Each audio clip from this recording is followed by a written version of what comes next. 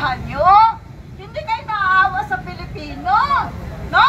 Ang gusto nyo lang, magpayaman na magpayaman. Paano naman kaming mahihirap? Kaya nga kayo pinaupo dyan para tingnan nyo ang mga problema dito sa Pilipinas para tulungan nyo. Yung pera ng budget na binibigay sa inyo, ano ang ginagawa nyo? Tingnan nyo ang buong Pilipinas. Umikot kayo. Ano ang makikita nyo? Mahihirap, mga dukha na hindi naaabutan ng tulong. Yung mga ayuda na binibigay nyo, kakurampot lang yan. Kumpara sa kanila, nakaw nyo, bilyon, trilyon. Saan napupunta yan?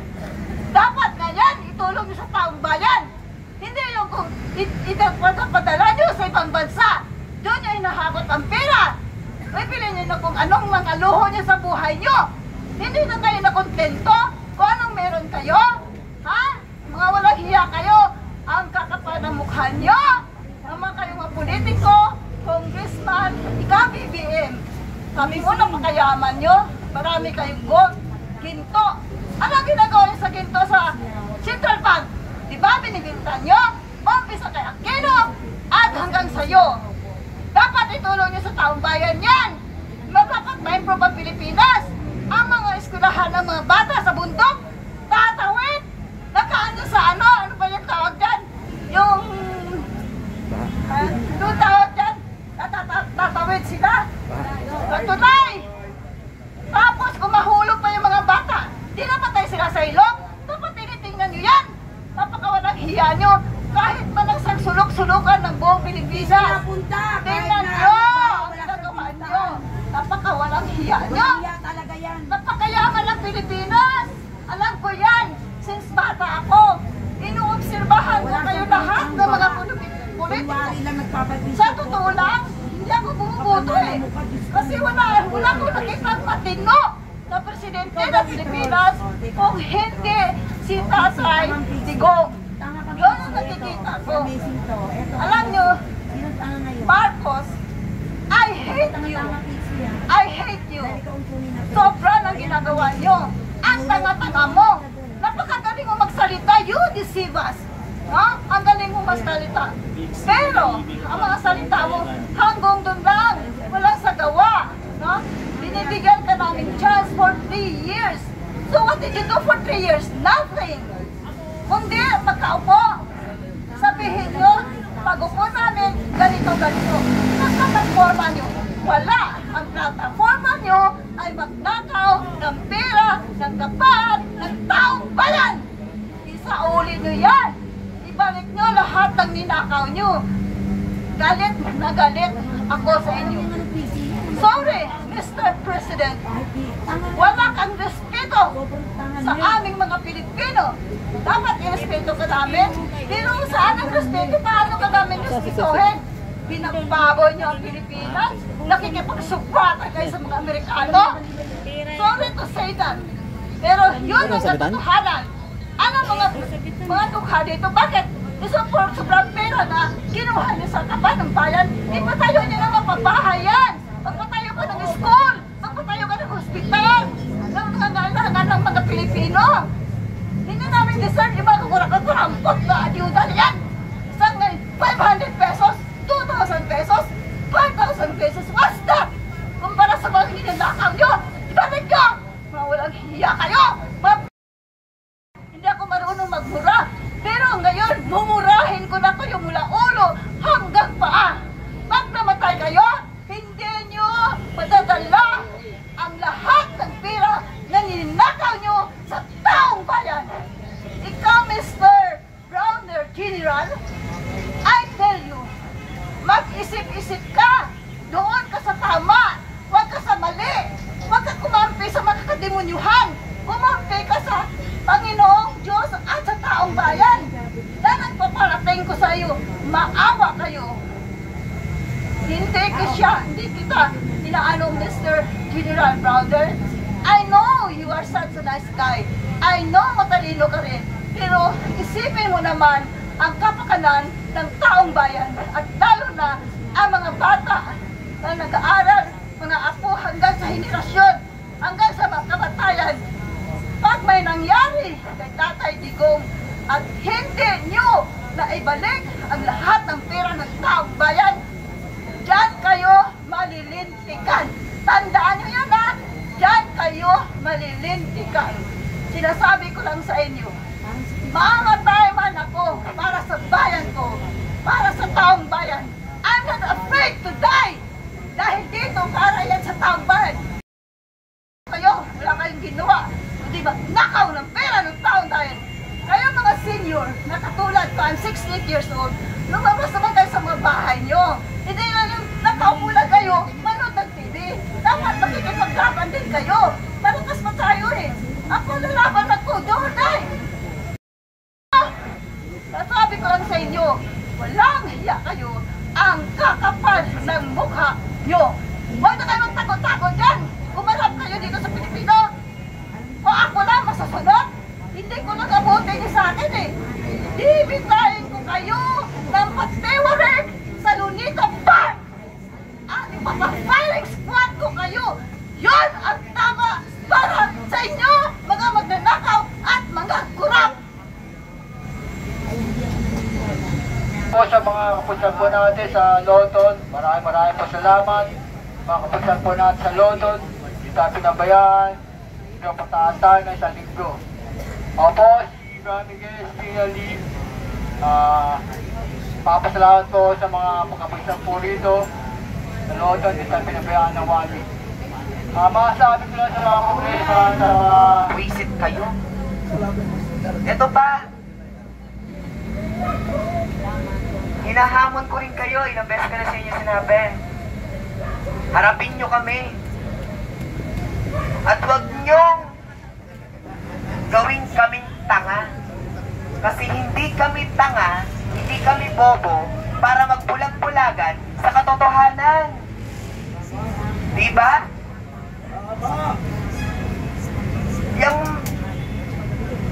Yang inyong ulo, nasaan? Nasaan ang inyong ulo ng pangyayaring itong na mga kurap na ito? Nasaan? Tumakas na.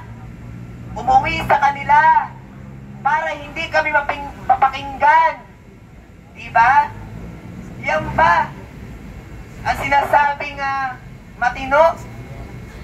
Yan ba ang sinasabi na may malasakit sa taong bayan? Mga ayaw.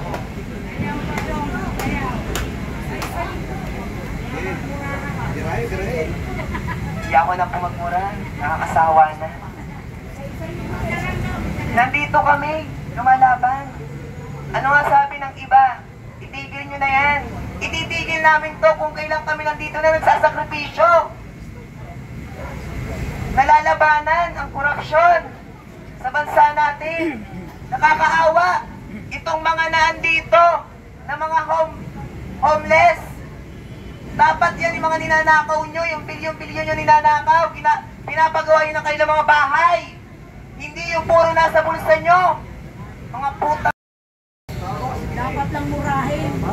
Dapat nga tinatapos. Alam nyo, kapag kayo nahuli namin, ang magandang gawin sa inyo, papilahin kayo doon sa Luneta at pahirapan kayo. Pahirapan kayo ng paulit-ulit. Dahil kami hirap na rin unawain kayo. Wisis kayo. Hirap na kami pag unawa. Nakakangatal kayo. Nakakainit kayo ng ulo. Nakakainit kayo ng dugo. Mga wisis kayo. Kayo ay bumaba na. Ano nga sigaw namin? Mag-resign na kayo. Dahil nakakaawa ang kinabukasan ng inang bayan. Nakakaawa ang taong bayan. Yung mga baha. Diba? Kung yung mga ninanako nyo, ginagawa nyo ng matiwasay ang ating mga flood control. Ano? May mga lugar na binabaha. Lalo na kami sa probinsya namin. Ang baha. Ang baha. Umaabot ang 6 feet. Nagbabangka kami. E paano yung mga bahay na walang mga taas? Diba? Adi lubog sa baha. Kaya naman, pakiusap. Mag-resign na kayo. Pakiusap, pakinggan nyo kami. Lalo ka na, BBM. Ikaw, na-addict ka. Nabangag ka. Hindi ako takot mamatay. Mamamatay ako lumalaban sa bayan. Kaso ako'y mamatay na mulat. Lalaban ako hanggang kaya ko. Lalaban ako kahit ako'y ugod-ugod na. Mapatalsik lang kayo sa inyo mga pwesto. Mga kurap. Kayong mga kurap kayo, sabihin ko sa inyo, eto lang ha. Sabihin ko sa inyo, mga na kayo. Mga lintik kayo, hindi ko maiwas, hindi magmura. Dahil sa inyo. Isa-isahin ko nga. Isa-isahin ko? Ay, pang inisa-isa ko, aabot tayo ng umaga sa mga korupsyon na yan, sa mga korap na yan. Lintik na yan. Malang yan. Pwede. Matawag ng mga walang hiningi. Ha? Isa-isahin ko ba? Unahin ko na sa Senate, ha? Risa Hotero! Lumabas ka na sa lungga mo! Pabida-bida ka! Ikaw pa yung unang-una at promotor sa mga korupsyon na ito. Sus! Senate hearing, kitang-kita sa video. Nagchat-chat ang iyong sekretary. Yung sekretary ba? Yung sekretary bang kausap? Di ba't ikaw? O, para may masabi ka lang. May laman kaya yung utak mo? Parang wala eh. Isa pa. Quezon Province po. Kailan po anong way siya magsalita? Kailan ang gusto niyang way? Quezon Province. Bakit kayo? Second District. Second District po ano. Na nakaupo bilang congressman ngayon. Hanggang noon, na siya pa rin. Lahat ng project, 10% nagtagumpay. Yung 90% inabag na. Nasaan na ang Medical General Hospital ng Lucena City. Kaya ako, napatira ko dyan. Ang gulo-gulo na dyan. Nasaan na ba sinasabi niyong kaayusan? Diba? Kaya may nakikinig dyan na Quezonian, na Second District.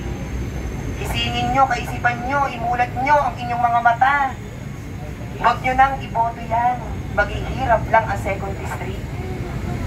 Diyos ko po. Tsaka ito pa. Kaya tayo nakaroon ng mga kabataang ng gulo. Kaya tayo nakaroon ng kabataang ng gulo nung nakaraan. Dahil dyan sa mga hawak ng kongresistang kabataan. Ayaw ko na magsalita. Maraming salamat na lang po. At sana mag-resign na kayo. Mama. Kayo, mga walang niya kayo. Wala kayong pakialam kung anong gawin mo sa